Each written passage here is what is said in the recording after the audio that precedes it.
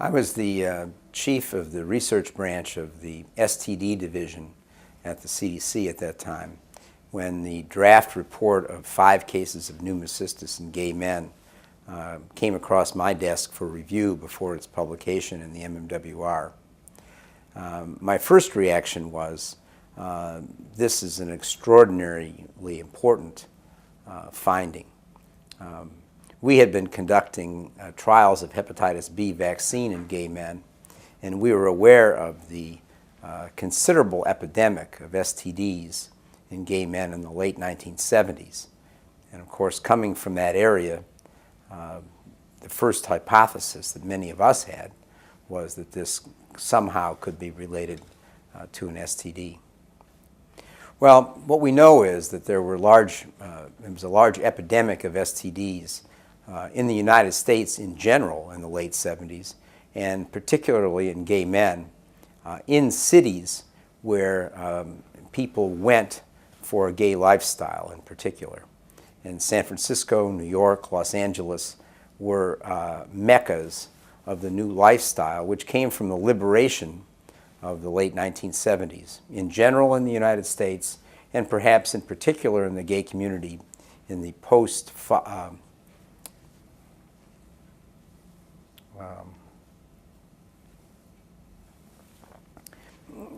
this was typical of the liberation of the late 1970s in the United States, and particularly in the gay community in the post-Stonewall era. Before it was called AIDS, it was called GRID. Can you tell me what GRID stood for and why that was the name given to the syndrome in the beginning? Well, there were a few investigators, never the CDC nor the NIH, but a few investigators in California who used the term GRID for gay-related immune deficiency. That was a term that we always rejected because we thought that it was unlikely to be a disease only associated with gay men. Before the etiological agent of AIDS was discovered, one common denominator among all the first cases was paupers, which led some people to theorize that it was a disease of lifestyle. Can you talk a bit about that?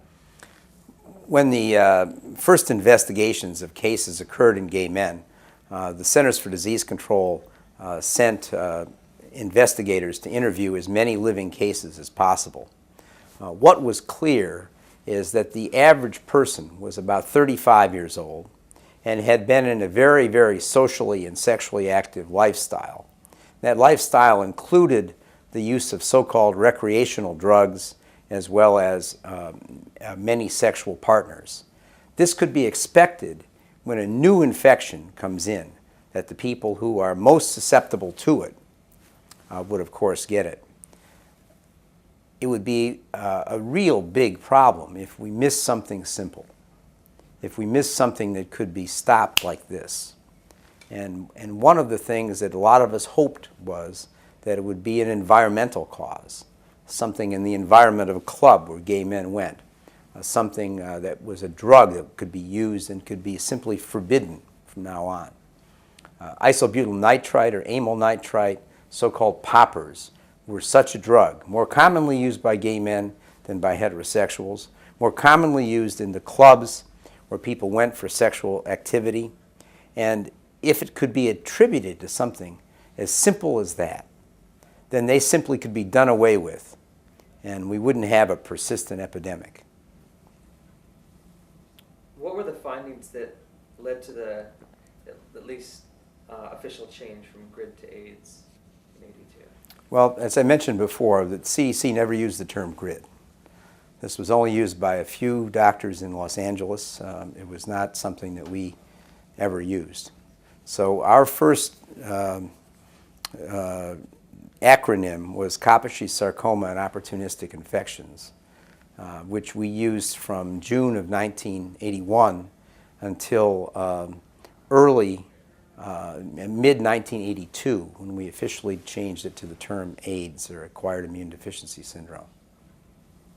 It became clear when the first cases were serious and fatal opportunistic infections, accompanied then by cancer cases, that there was a link between the cancer and the immune deficiency, that the underlying link was immune deficiency itself, not infections and not cancer.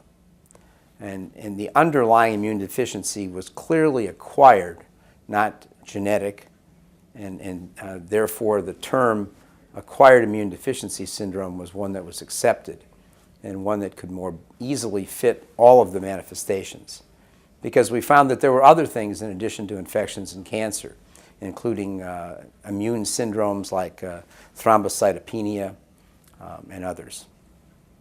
I think the most important thing that the Centers for Disease Control did was establish a case definition for the investigation, a definition that was very specific, included fatal opportunistic infections or Kaposi sarcoma in people under age 60, and in people who had no underlying cause for immune suppression, had no other cancers, were receiving no immune suppressive drugs. Then we did very rapid active surveillance in the largest cities in the United States, going back 5 years, going through all of the records in all of the major hospitals, and conducted future surveillance, again actively in all the hospitals for all cases to see what the epidemiologic patterns would be. With that active surveillance, we detected nearly 100% of all cases in the United States. And when a case occurred that was different from the pattern, was not in a young gay man, for example, we would investigate it very, very thoroughly to see whether it really fit this highly specific disease pattern. With that in mind, what happened was we found out that the syndrome was new, that it was really restricted to certain geographic areas of the country, first in gay men, and then in men and women who were injecting drug users, then mysteriously in persons who were Haitian, who were migrating to the United States, and then in an infant who was born to people who had HIV, and finally in persons with hemophilia, a clotting disorder for which people receive blood from hundreds of thousands of people per year. This pattern established incontrovertibly that this new syndrome was new, it was increasing rapidly, and it had to be caused by an infectious agent. And with that, by November of 1982 and then by March of 1983, the Public Health Service was to recommend very widely recommendation for prevention of AIDS well before the virus was discovered that causes it. How did you identify the little baby? The case, there were babies reported with conditions that were similar to AIDS in California, New Jersey, and New York. The doctors in New Jersey and New York were reporting the babies as being born to mothers who themselves were either injecting drug users or their husbands were, or were severely immune deficient themselves. And the babies seemed to inherit this immune deficiency from their parents. The baby in California had received a blood transfusion, which was ultimately shown to come from a man who had AIDS. It was very controversial. Many doctors who treated congenital immune deficiencies said, oh, these are just like the congenital immune deficiencies. But the epidemiologic patterns and the links to other potential cases of AIDS is what carried the argument.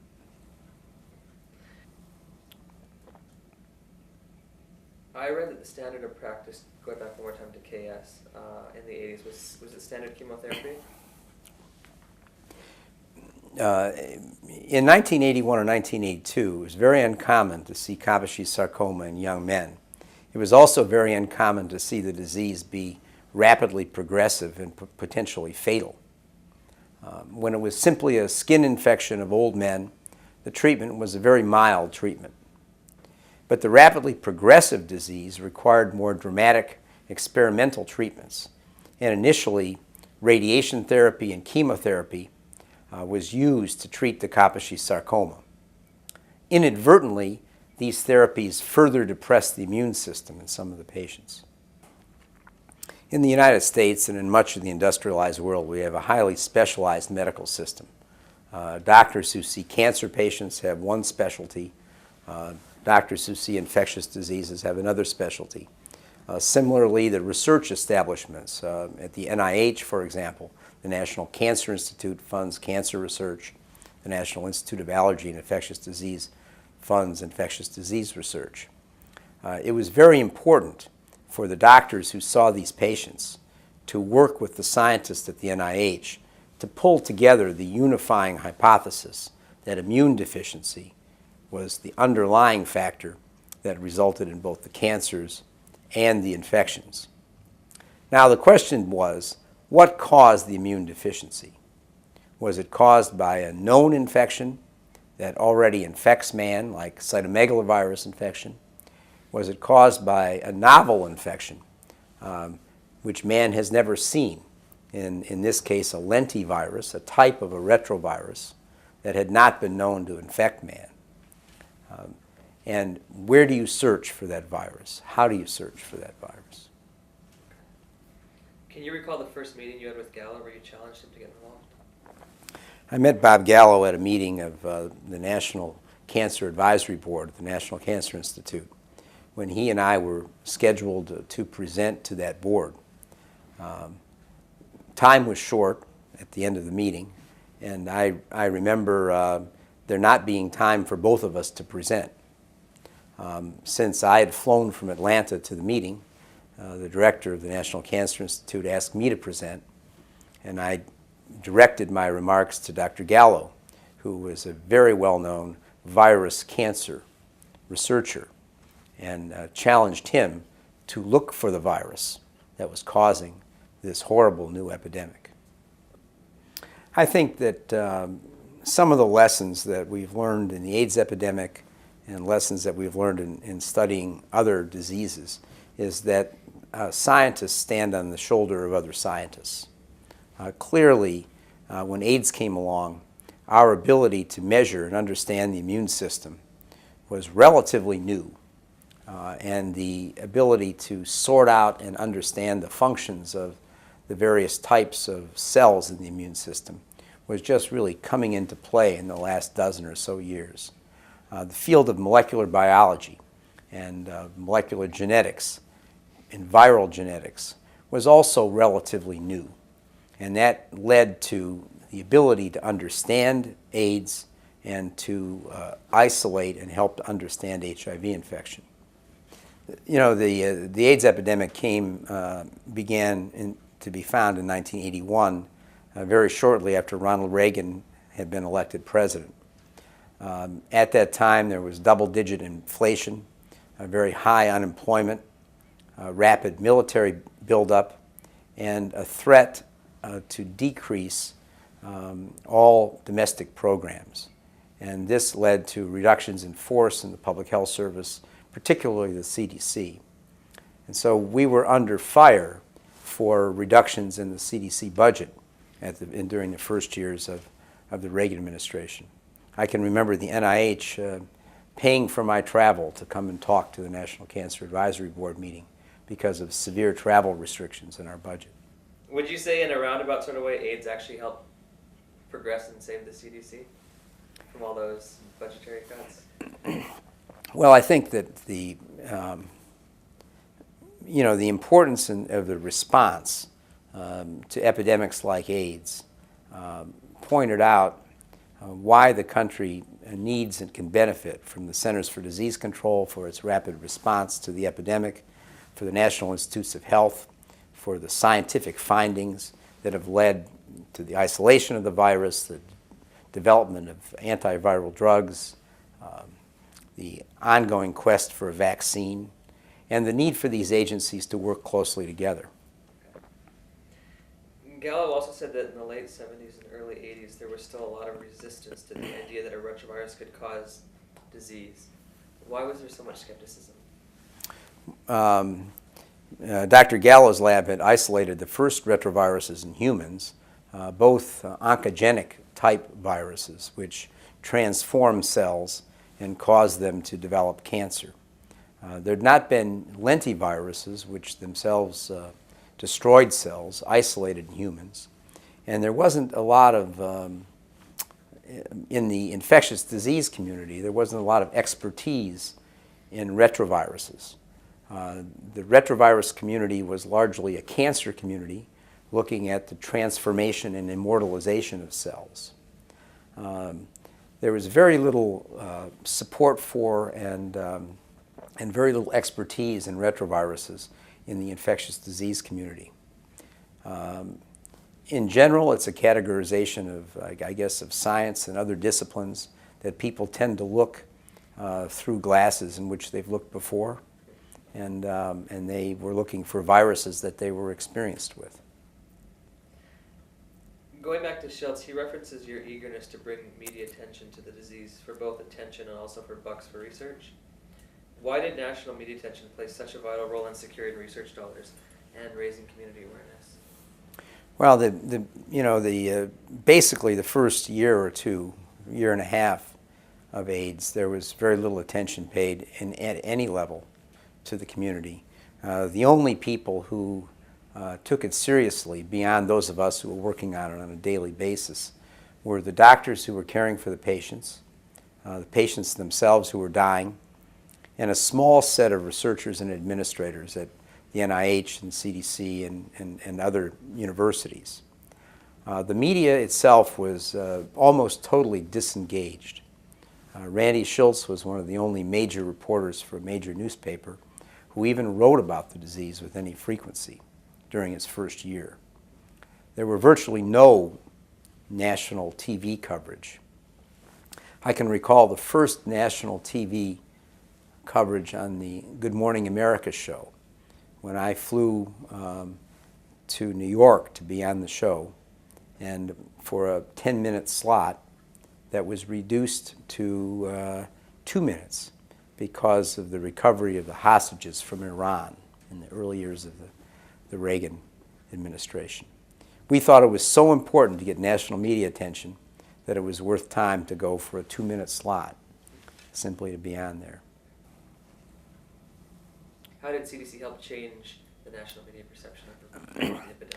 Well, I think the ongoing increase in numbers of cases led to some additional awareness, and the strength of the perceptions of the doctors and scientists led to that.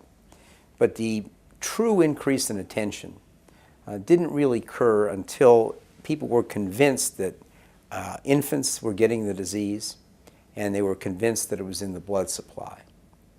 There was a big change when persons with hemophilia were diagnosed with pneumocystis pneumonia, and we credibly and very loudly said, this is almost certainly due to a virus. Then people went from neglecting it to fearing it. The needle swung all the way from complacency and neglect to fear and panic. Maybe I can get it from having lunch with a gay man. Maybe I can get it on the subway in New York. Maybe I can get it from a toilet seat. Maybe it's not safe to go to San Francisco. People were very concerned, from being totally unconcerned to being totally panicked about how easy it was to acquire this horrible disease. What else did I want to say? I want to say something else about the media. Okay, go ahead. I'll say you can put this in. I think that once people were recognized that this was likely caused by a virus, the media attention went from no news coverage to the most covered news story in history for the next several years.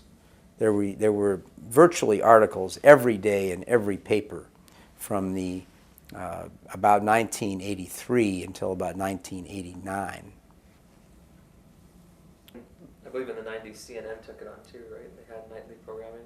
Oh yeah, I mean, it was just constantly in the news. Okay, now you want to go back to 94. Well, the first papers that indicated that a retrovirus would be the cause of AIDS occurred in 1983 in Science magazine. 3 articles were in that journal, one by Max Essex, one by Dr. Gallo and his colleagues, and one by François Barré-Senous and her colleagues at the Institut Pasteur. They described the virus called LAV. Dr. Gallo and Dr. Essex were describing studies of associating HTLV1 antibody to many in isolation in some of the AIDS patients. Over the next year, a great deal of scientific progress was made on the retroviral theory, and in early 1984, Dr. Gallo's group published some very important papers also in Science, which solidified many of the findings and pointed out that the virus that they named to be HTLV3 was very strongly associated with AIDS. Ultimately, LAV and HTLV3 were found to be the same virus and actually were named HIV by a consensus committee. Many of us at the CDC had extensive experience with hepatitis B virus infection. Hepatitis B virus infection in gay men was a sexually transmitted disease. And with a new sexually transmitted disease, the people most likely to acquire it in the beginning are going to be the people who have the largest numbers of sexual partners. So for gay men with AIDS, those who were first diagnosed with AIDS were the ones who at the time had had the largest numbers of sexual partners. Ultimately, when it became much more common, it was then much less associated with the numbers of partners, but the likelihood of your having a partner who's infected. In 1998, the government sent out a mass mail to 117 million U.S. households warning about AIDS. This is the largest government mass mail of its kind even today. Can you 1989, you said? 88, wasn't it? Or was 88, it yeah, 88, yeah, that's right. Can you talk a little bit about that? The Surgeon General in 1988 was Everett Koop. He had been appointed Surgeon General in the Reagan administration, partly because of his eminence as a pediatric surgeon, and partly because he was seen as anti-abortion.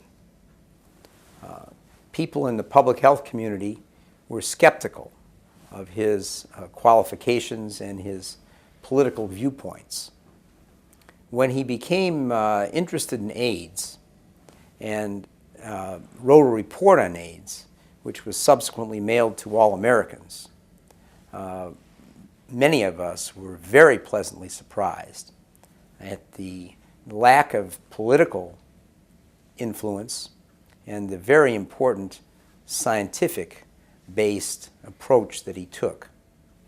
How important was that mass mail in curbing the epidemic? Well, I think that when the Surgeon General took on AIDS in a no-nonsense, science-based, non-judgmental way, it was a very strong message to the American public that this was important and this infection could be prevented through the will of people's own behavior if they had the tools to do so. Today there are some 27 diseases in the AIDS category.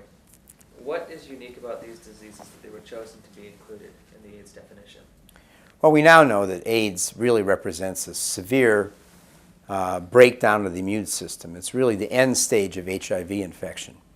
And all of the conditions that occur at the end stage of HIV infection, the serious ones, are included in the case definition. But the real definition of AIDS is a severe breakdown of the immune system, which can be measured in the laboratory. The 200 T cell? Yeah. Okay. That was actually one thing I wanted to ask you, because I interviewed the Public Health Department in Canada, and they don't include the 200 T cell count. Is that for political reasons, or is it, do you know why they don't acknowledge that? It became clear in the early 1990s, as AIDS became more treatable, that the surveillance system that was hospital-based, that was based upon infections and cancers only, needed to be replaced by something that represented the severe stage of HIV infection. Whether or not someone has an actual infection, if their immune system was severely compromised, that would be evidence of end-stage HIV infection. We also wanted to, it was also, CDC felt it was important to utilize the case definition of a way of demonstrating a need for management of people with end-stage infection. And we wanted their doctors to be alert to that management need, and we wanted their insurance companies to be alert to paying for the conditions. Can you explain what the Western blot is and why it's called the confirmatory test? With HIV infection, usually an ELISA test or some other test is the first test being used. All diagnostic tests have, even those with HIV, which have a very high degree of accuracy, have some very small percentage of false positives. The concept is very important to have a second test which is independent of the first test. That is, it's a test which uses a different principle, and that different principle then will make it much less likely that they'll both be false positive.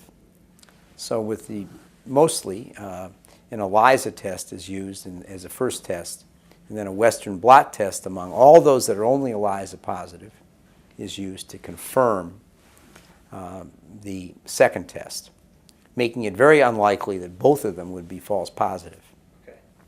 Now, clinicians have to follow a certain guide when diagnosing somebody with HIV. Is that criteria set by the CDC?